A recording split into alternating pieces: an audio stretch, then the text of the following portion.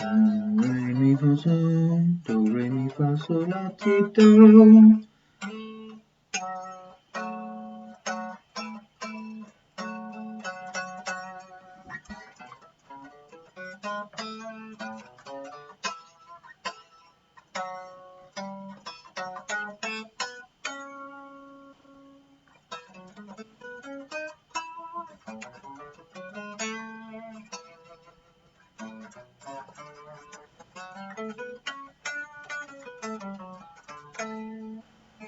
Hi, and welcome to my video diary, practice diary week 8, or video diary 8. This week has been quite a tough week in terms of practice. I feel like I've done a lot of scales in the past, trying to sharpen notes and working on vibrato and breathing, and all the targets that I'd set out at the start. I feel like I've already started to hit those now, and that actually I need to think about my progression more. And kind of I've had a couple of ideas. One particularly came about by accident. In the last one-to-one tutorial I had with Amber, she'd mentioned for my summative assessment to put harmonies on the Fleetwood Mac Go Your Own Way song. Now, I'd never really had an issue with singing harmonies if needed, and in fact, often I've had to help backing singers figure out where the harmonies are, sing them for them and show them how to do it. I don't know, I've not been shown how to do it, just naturally hear it.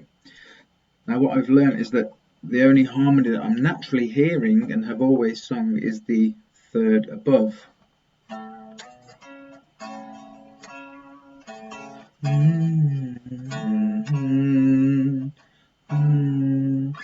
That note there. Now, the Fleetwood Mac song was already very high. You can go your own way. The third above was just kind of out of my reach. Falsetto would be okay, I suppose, but it just did not seem right. So I figured that I would challenge myself and sing a third below. And it's only at that point when I tried to sing a third below that I realised I really don't know how to do it. My ear can't hear it. My brain can't think where a third below is. So I'm trying to sing a third above and then work backwards, but it's just not working. So I've definitely found a weakness in my practice and a weakness in my vocals, lower harmonies. So I've decided this week to try and focus on those. So I've been working out the scales and where the lower third would be.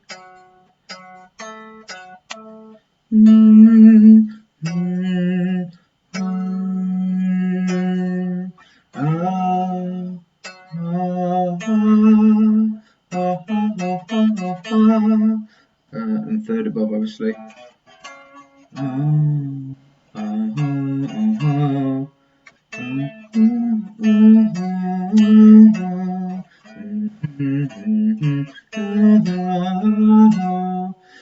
then doing this with the different shapes as well that I spoke about in last week's diary, and trying to get them into my vocabulary, into my practice routine.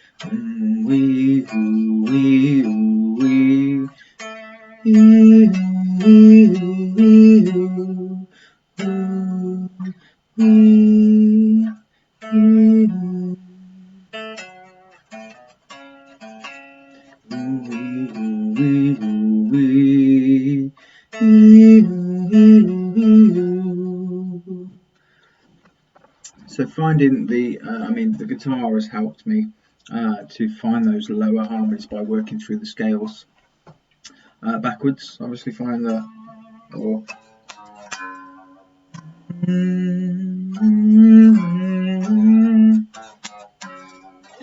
so I've been able to do it that way, but that's definitely something I'm going to have to put into my practice routine, and certainly something for next semester that I like to work on. It's perhaps slightly a bit more advanced, but I hadn't realised that actually I could only sing a third above harmony, and that was my limitation. The other thing I've been working on, again thinking more kind of future focused and stretching and challenging myself, has been something that I stumbled across online. I was looking at breathing technique and things like that, and warm-ups, and just trying to make sure that I'd covered all the bases, and I a side video popped up about polyphonic singing. I'm not sure, I still don't really understand it. But after watching the video, I firstly didn't know that this existed. I thought the voice was monophonic. Do, re, mi, fa, sol. You can only sing one note at a time.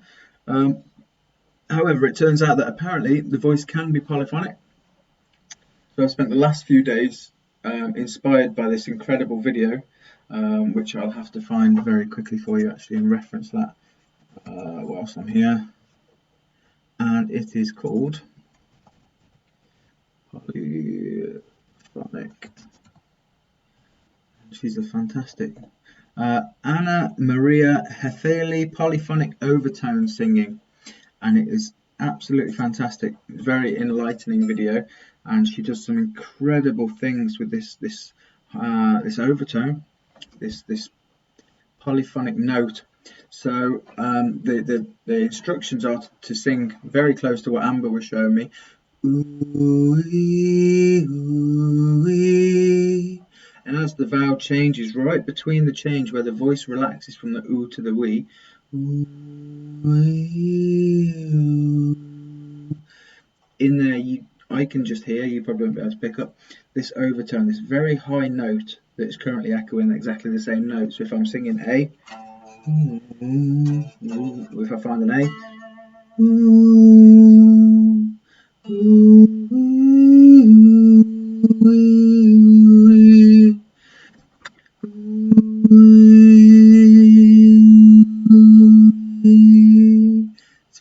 it's very, very hard to narrow in on.